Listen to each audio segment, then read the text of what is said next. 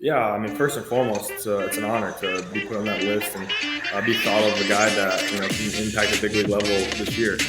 And it's tough sometimes. Like coming back from rehab, you're not playing. So the saying that we were always told when we got drafted was the best ability is availability, and it's very true because you can't help the team if you're hurt. So not playing it is tough because you kind of don't know where you're at, kind of competition wise, in the eyes of the organization. You can't move levels and all that. So that was kind of a gray area for me of understanding where I was. But obviously, being put in the 40 man, proved to me that the organization really believes in me, and so that kind of gives you another jolt of energy to get things going. And really looking forward to the season. All right, guys, welcome back into the Show We Go Baseball podcast. Today's episode, we're tipping back into Detroit system here. One of the newest members of the 40-man roster. We got Tyler Mattison on the podcast today. And Tyler, I know you're back home, right? You just went down to Lakeland.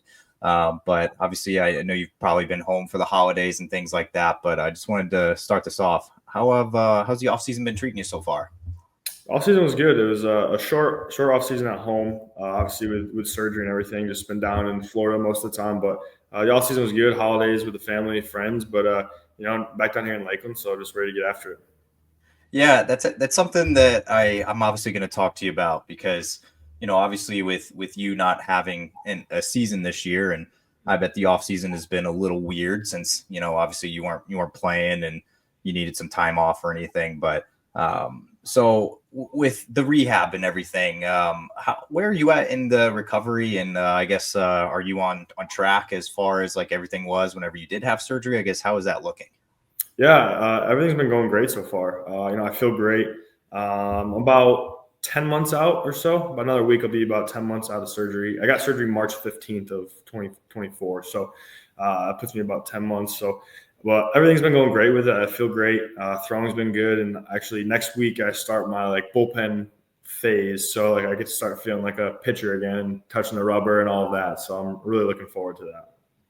And I've had a few guys on this show this offseason that, either had TJ before or they're currently rehabbing or wherever they are, they're coming back this next year, whatever it is. And something that really stuck out to me was just not just the physical aspect of you can't actually throw the ball, but of the mental aspect of be like, I wanted to be out there so bad on that mound and joining my guys, pitching my way through the system. And obviously you have to fight through that and battle through that.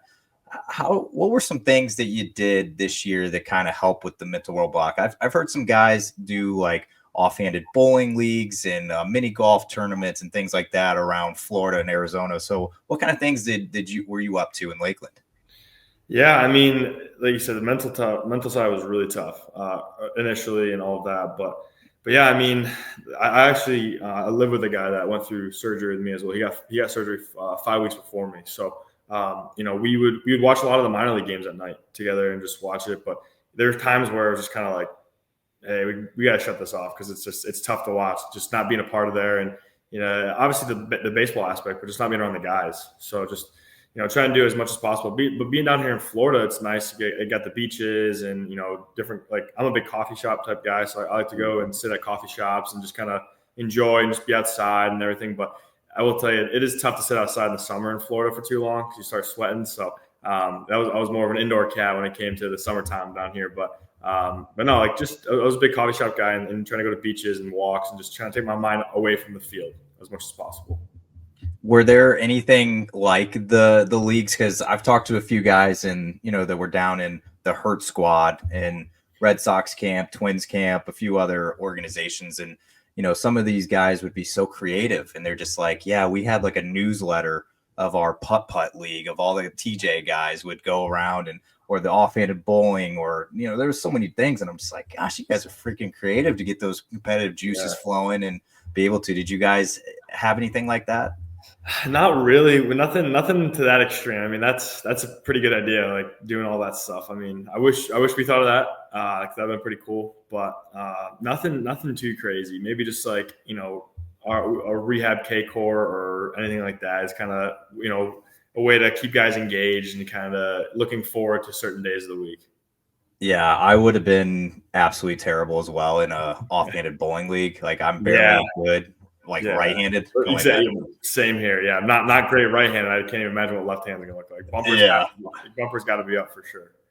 I'm with you, man. So I do want to talk about obviously a little more exciting things than obviously your TJ and everything, and obviously you getting back to health. But you were added to the 40-man roster, and I'm sure that was a pretty big moment for you. And obviously, it's a big stepping stone in a lot of guys' career. Obviously, it's what you have to get to be able to get to the big leagues. So after being added to the 40-man, what was your outlook like, obviously, on 25? I know that the first thing is to get fully, healthy and ready to go. But, once you are back, you're going to be a member of the 40-man roster. So what does that mean to you stepping forward into 25? Yeah, I mean, first and foremost, it's an honor to be put on that list and be thought of a guy that, can impact the big league level this year. And, it's tough sometimes, like coming back from rehab, you're not playing. So, the saying we were always told when we got drafted was the best ability is availability. And it's very true because you can't help the team if you're hurt. So not playing it is tough because you kind of don't know where you're at kind of competition wise in the eyes of the organization. And, you can't move levels and all that. So that was kind of a gray area for me of understanding where I was, but obviously being put in the 40-man, proved to me that the organization really believes in me. And so that kind of gives you another jolt of energy to get things going and really looking forward to the season more so than I already was. So, like you said, first and foremost, need to get back, get healthy.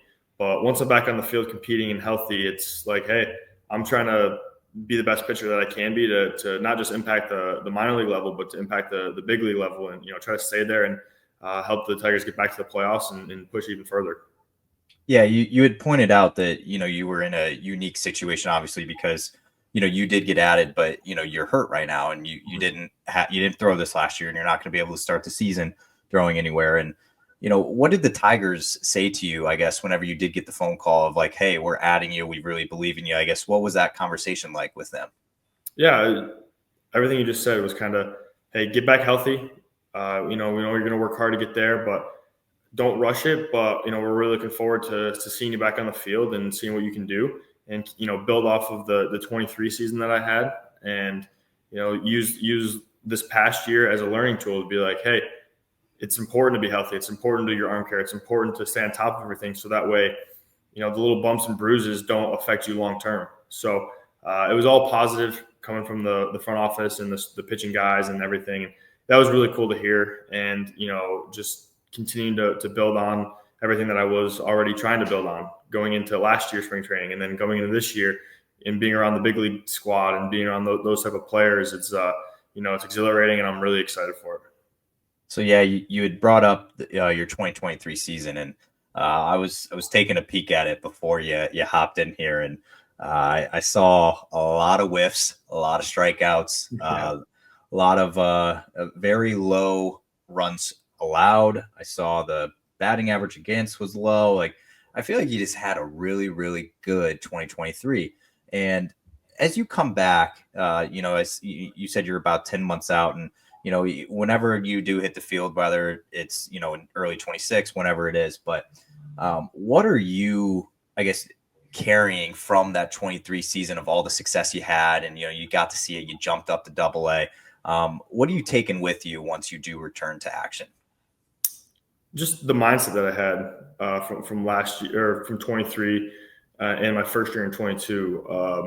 Obviously, I made the switch to being a reliever from college coming over. So that was a little different for me to get in that rhythm. But the biggest thing for me was my mindset switch, getting into pro ball. I have a ton of respect for hitters. They're the best at what they do.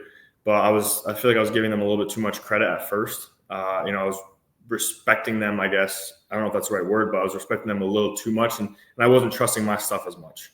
And I kind of was being a little passive in the way I was attacking hitters. And in 23, I kind of just changed my mindset to if I'm gonna get beat, I'm gonna get beat swinging, and I'm gonna get beat with my best stuff. So I'm not gonna shy away from challenging guys in the zone. And I saw a complete switch in results and just mindset and confidence and comfortability out there. So I'm going to continue to try to build upon that and keep that same mentality when I roll into live ABs and getting back into games this year, and just like I said, continue to build off that. But just really excited to just compete again. That's the biggest thing I'm missing in my life right now is that compete aspect that I was building upon in 23. Yeah, and it's in something too that I noticed is, in your 23 season, you got better when you moved up to double A. Like, it was one of those things where I thought I was reading it wrong at first. Like, I saw your numbers and I'm like, okay, he did really well in high A, and then they bumped him up to double A, and he did, he still did well, but it was like just a little worse. But what would you like? What would you, I guess, kind of point to that, gave you success once you did get up to a higher level against better competition? And, what worked for you once you got up to double A? I mean, people have asked me that before too. And I just, maybe it was a little luck too, maybe some balls didn't get down and maybe I didn't walk guys in big situations, but just going out there and just competing and getting that phone call to go to Erie was like, hey, I'm 2 phone calls away from, I guess technically it could be 1 away, but 2 levels away from the big leagues. And it's like, it's in front of you. This is the opportunity. Don't waste it. You hear the top athletes like Tom Brady, Kobe, like those guys always talk about opportunity is going to present itself. It's up to you to be prepared and be ready to take the opportunity. So in my mind, this is the opportunity to prove to the organization and to prove to everybody that, I do belong here and that, I am a major league type arm and that I can pitch at the highest level and get outs. And that was my mindset all of that year in double A. And it really, really showed through for me. So, like I said, I'm just really, really excited to get back to that and just kind of improve upon what I did up there in Erie. So I know you're injured right now, and this won't be a fully healthy spring training or a normal one for you, but how excited are you to have all the guys around again and just to kind of like be around, the entire squad and see a lot of your friends you haven't seen in a while or whatever it is? But how excited are you for spring training to roll around? Yeah, if you ask any guy in an org, that's probably the best part about baseball is obviously playing the game is amazing and we're all blessed and honored to be playing, but being around the guys that are your friends that you met in pro ball is just the best. Just, talking to them and just fooling around with them, and whether it's in the bullpen or the clubhouse or whatever, that's the best. So, obviously you try to stay in touch with them as much as you can through the off season, but it's not the same until you see them in person. So we're just chomping at the bit to get everybody back and asking everybody, hey, when's your report day? Like, what day are you coming down? Like, where are you living? Like, all right, like, well, we gotta go out to dinner. We gotta do this and stuff. So we're already getting the ball rolling there. So it's going to be exciting. And then, you add on top of it, being able to play baseball and be able to compete and get better and, all push towards a goal collectively is it's awesome and just really exciting.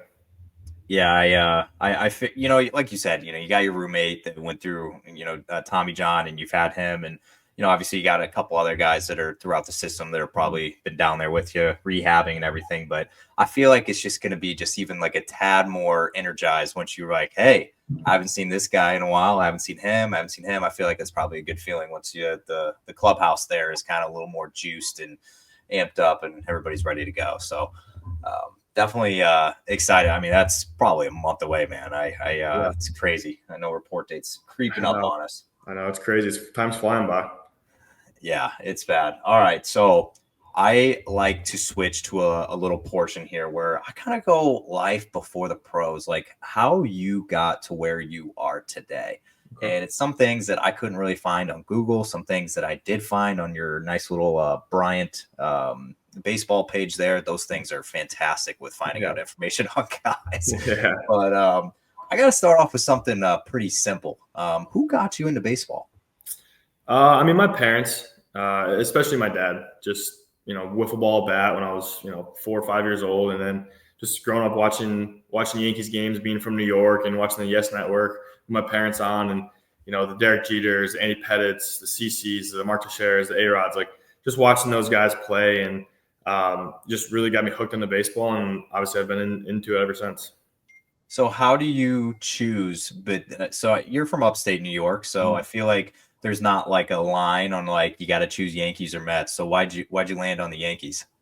Well, because where we were and our location was the Yes Network was the Yankees broadcast, and SNY was the Mets. And at the time, we didn't get SNY. You had to like pay for the subscription. So we had Yes Network, which we had DirecTV, which was channel 631. So just I remember always 7:00, 7:05, grabbing the remote, typing 631 in, and the game pops up, and you're watching the Yankees play. And it seemed like it was always against the Red Sox for some reason. So getting that rivalry going. So it was pretty fun, and just thinking back on those days is pretty cool.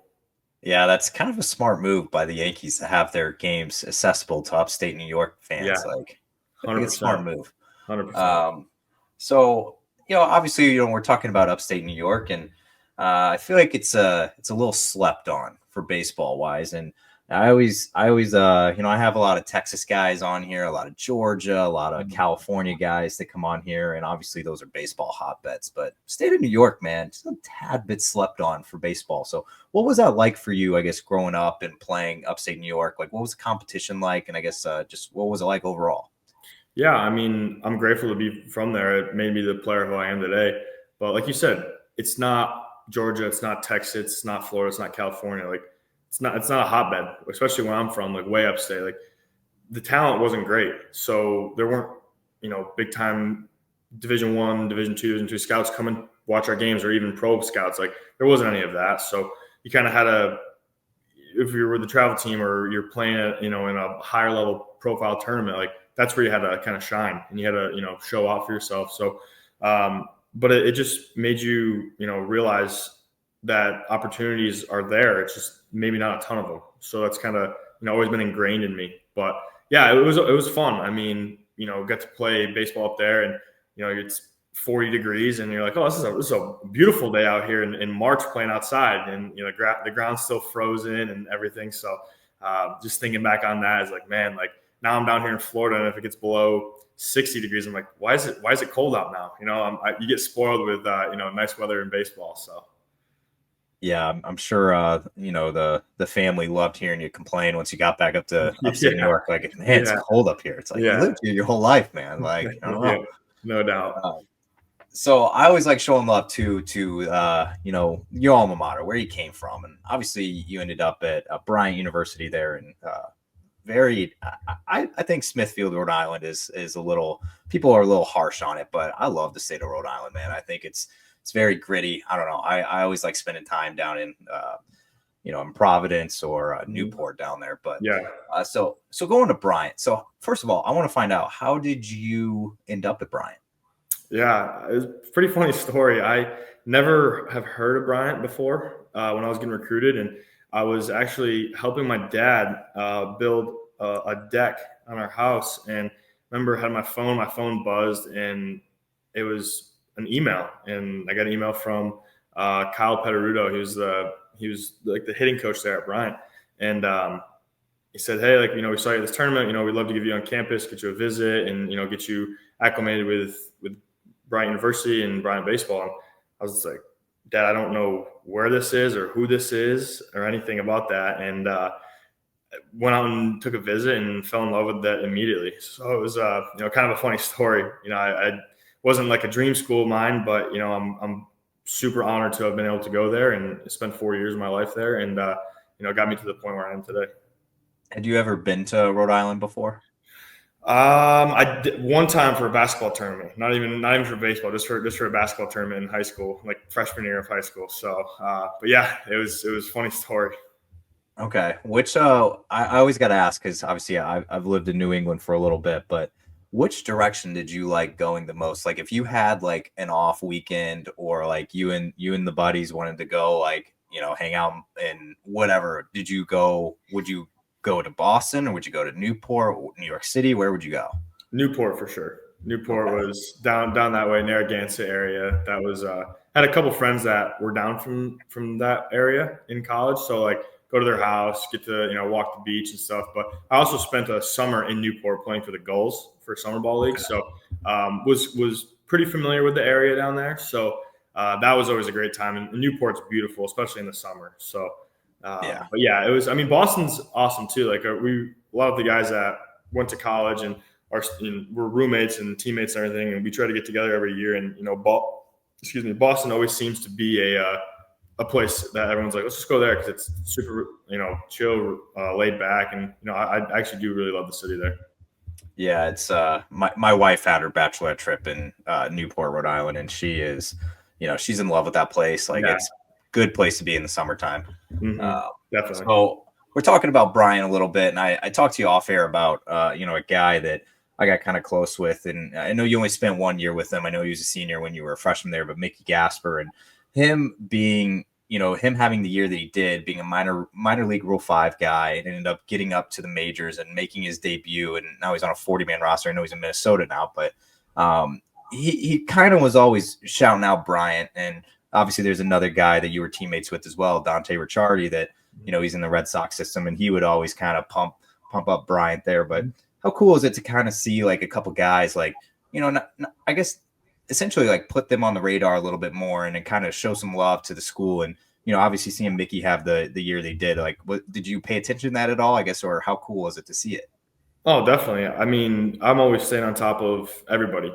Obviously it's a little harder when you're playing just to check up, but especially being hurt this year. I mean, I was watching in their games if they're on, hey, like, Mickey's playing, 7:00 game. Like, I'm gonna go check his ABs out and flip back and forth, and it's awesome. I mean, Bryant's not a Power 5 school. It's not a big time baseball powerhouse. I mean, we're a solid program in the Northeast, and we bring a lot of talent in, and I'm proud to be from there. So always looking forward to repping Bryant, repping the guys that are there and supporting them, because it just proves that, like, you don't need to go to a big school, not distant big schools, because they're great too. But no matter where you're from, you can make it no matter how. And it was really awesome to see Mickey, like you said, be a minor league Rule 5 pick and just hit his way to the big leagues. The guy just hit his way to the big leagues and was consistent, and was never the top tier prospect in an org, but just grinded it out. And was super pumped for him, and just like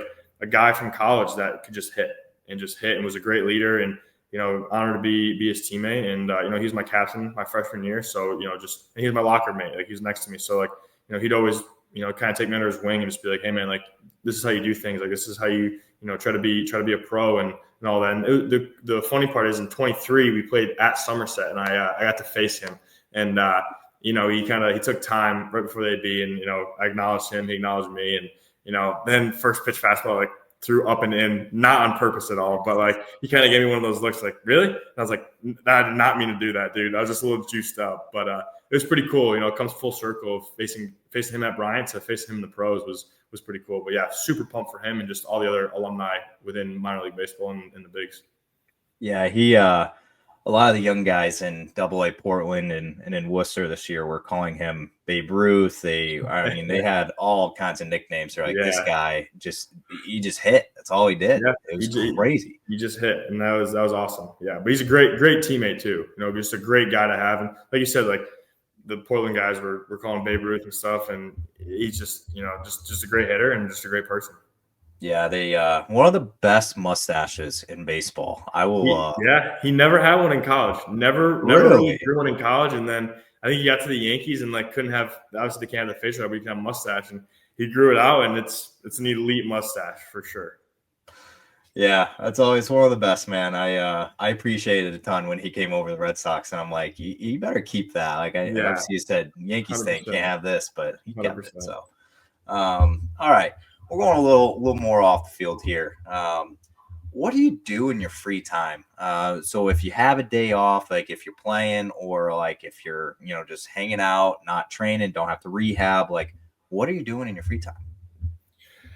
Yeah, I mean, it depends on where we are. If we're at home and stuff and, we're at an affiliate and you're at home, like I'm always trying to get out and do something, just be outside doing something. And on the road, I'm a huge coffee shop guy. Like I said earlier, like I really love going and just kind of like visiting coffee shops and just sitting down and, relaxing, listen to music or listen to a podcast and kind of just be outside and just reflect and just, be thankful for everything. And, but in the off season, I'm a big hunter. I really enjoy hunting. And then I like to fish too, but it's tough to fish during the season. You're just always on the move, and I'm not gonna bring a fishing pole with me on the bus or anything like that. So, but yeah, hunting, and then just get to see some old friends from high school, and be around some family and everything, and just kind of chill out when I'm home. But yeah, I'm always just trying to be outside, do something. And I do play a little bit of video games. Just I stay in touch with a lot of my friends either from home, pro ball, college. Like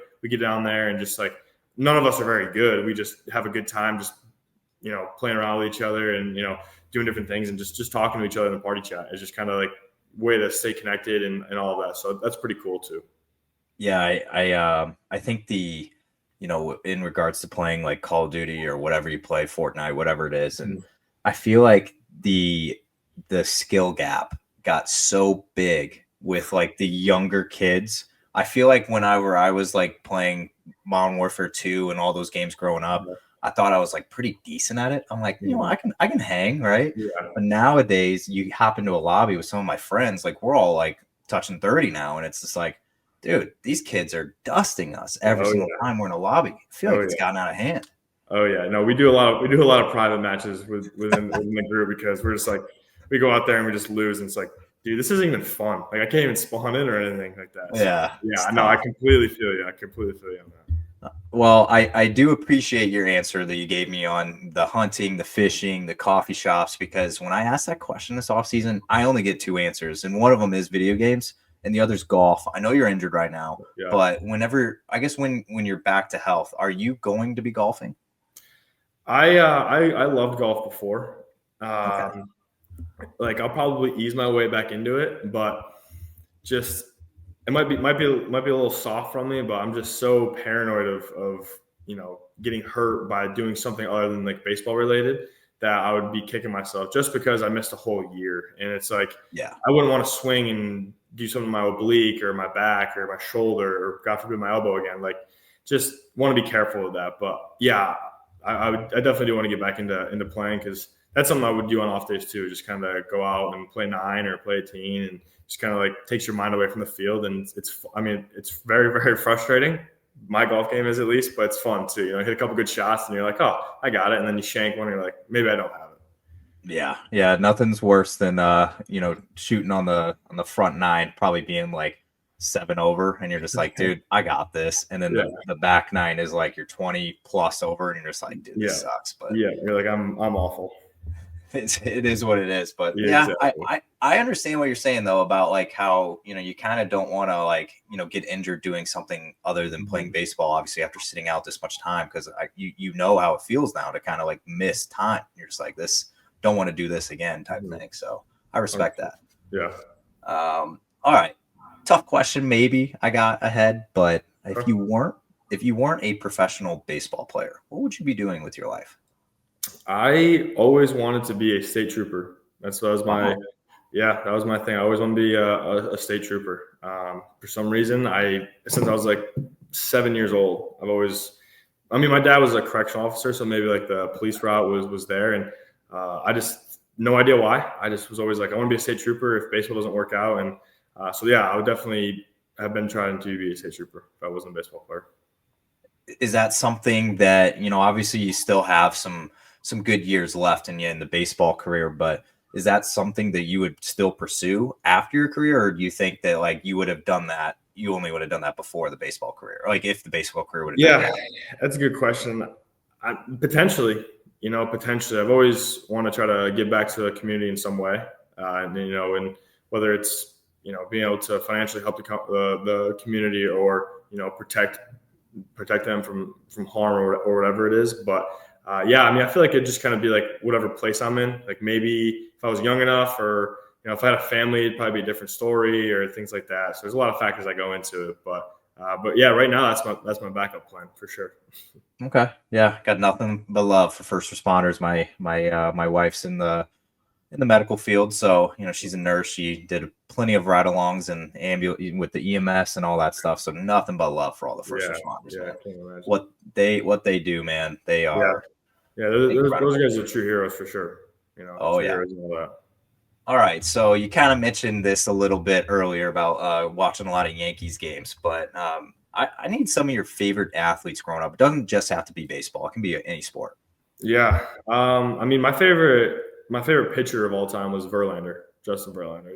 He's my favorite. Just watching him, and he's a bigger guy, and just I felt like my game when I was a starter was very similar to his. How he always would be like, not throwing his top deal in the first couple innings, and that was the same way with me. Like once I got in the groove, I would start to hit my stride later innings. So it was pretty cool, especially getting drafted by the Tigers. It was like, where he got drafted and everything. So it was a pretty cool moment. But I mean, I was a huge Kobe Bryant fan growing up, just like his mentality and the way he worked and everything. And then I'm a big soccer guy too, so I'm a huge Ronaldo fan. So I'm a big Ronaldo guy, and just work ethic and the way he does everything, and just performance and his mindset with everything is pretty cool. So yeah, those guys are my top guys, and it's pretty cool to see how long they've played and been the best of the best at their respective games for as long as 20 plus years is crazy, and to still perform at such a high level is awesome.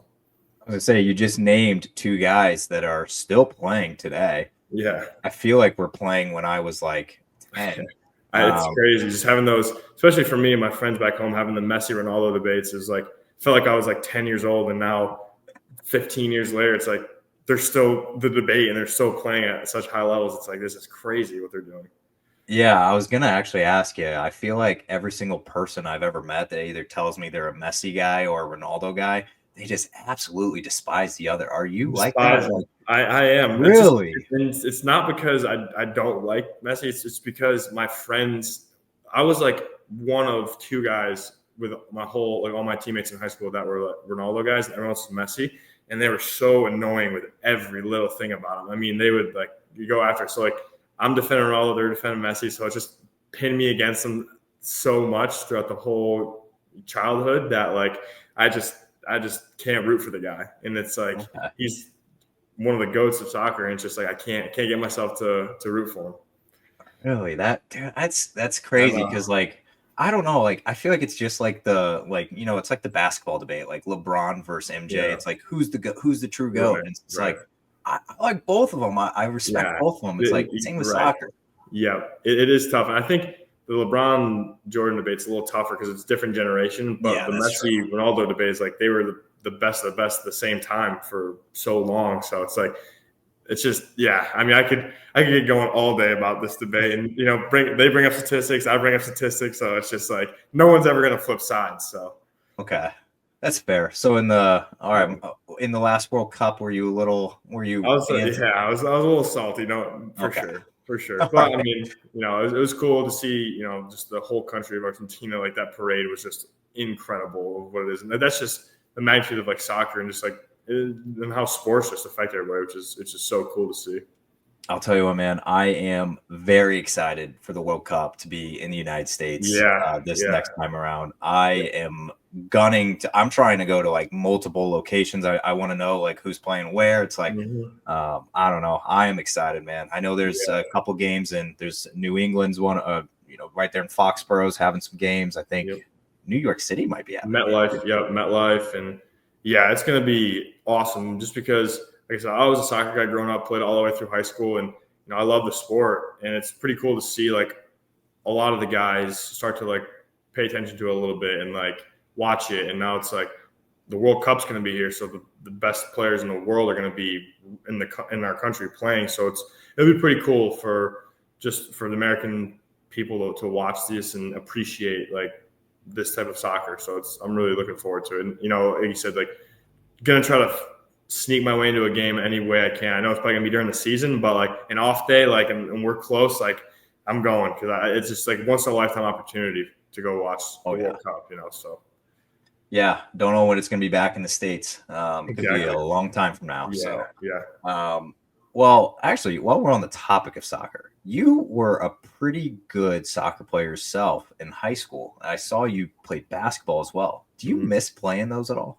Oh, I do. I mean, I like, when I'm home, like there's a couple fields like 10 minutes away. Like, I'll go run around over there and like just bring my buddy and I that work out together. Like we'll bring a couple soccer balls and kick around a little bit, like for some cardio and stuff, and just like reminisce on the old days of playing and everything. And do a couple wind sprints, and we're gassed, and we're like, dude, we could do this all day when we were 15, and now we're 25 and we're looking for the oxygen tank. But yeah, no, I for sure miss playing those sports. They were a big part of my life growing up, and it made me more athletic for sure. But but yeah, definitely big time miss playing other sports.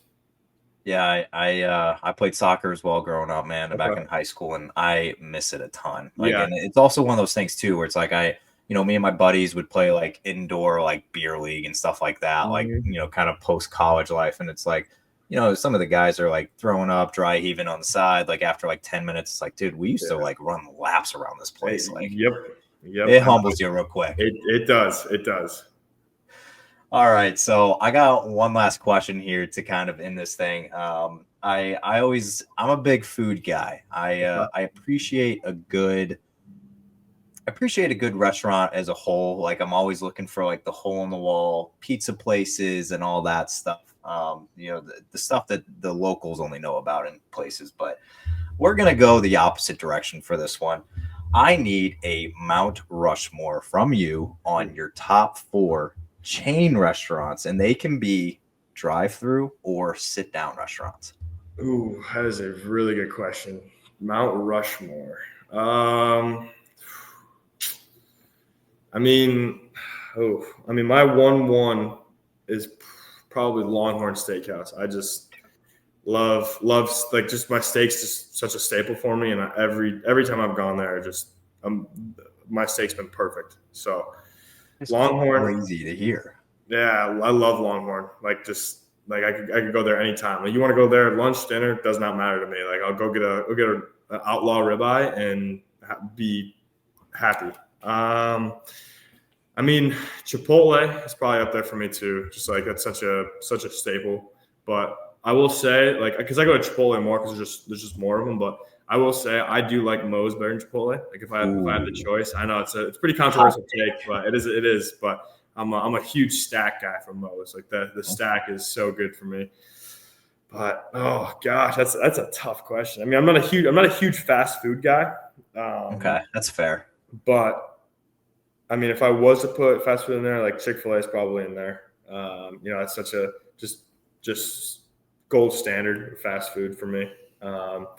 Then one more. Oh gosh, there's just so many. I would say Italian, but like I'm not a like Italian chain. I'm not so sure about. Yeah, But if you not give an me like Olive Garden guy. yeah, not really. If you give me like an Italian like hole in the wall place, I'm there. Like you said Yep. earlier. Same thing as like Mexican. Like if you're a hole in the wall Mexican joint, like I'm there. Like I know the food's gonna be good, but Oh yeah.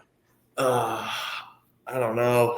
You're missing some easy ones right now. I probably am, but You'll be driving around and you'll be like, man, I used to eat there all the time when I was in high yep, school or whatever. yep, But yep. I mean, if I'm going back to my high school days, like KFC was probably where we went the most in high school. there it is. Yeah, probably like when I would eat fast food, a lot more when I did in high school. KFC, we were always like, "You want to go to KFC?" Like, oh yeah, that and Taco Bell were like the two that everyone would always hammer. So I guess I'll toss KFC in there too, just All right. just to throw it back to my old days. Can I admit something to you here? I've never been to Longhorn. Really?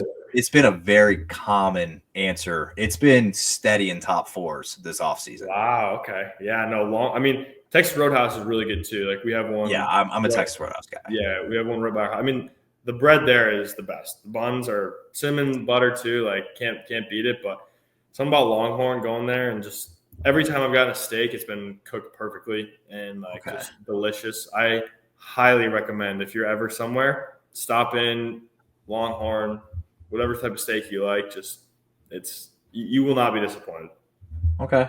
Yeah, I'm gonna have to convince my wife to go at some point, but neither one of us have ever been. So wow, I mean that's something maybe not top tier bucket list, but like that's something that you could check off the list and be like, all right, a lot of easy one to check off.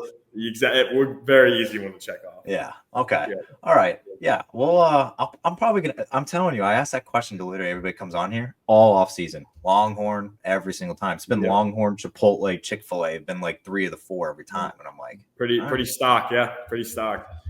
I can't go all wrong right, with man. it. I'll have to give you an update once I can get the wife over there. But please, Tyler, I appreciate all the time you gave me. Obviously, looking forward to seeing you get back to health and whenever you return back to action. Yeah, but obviously, best of luck in the rehab journey as we start 2025. And yeah, and hopefully we'll talk to you again in the future. But thank you so much for hopping on. Yeah, of course. Thank you for having me.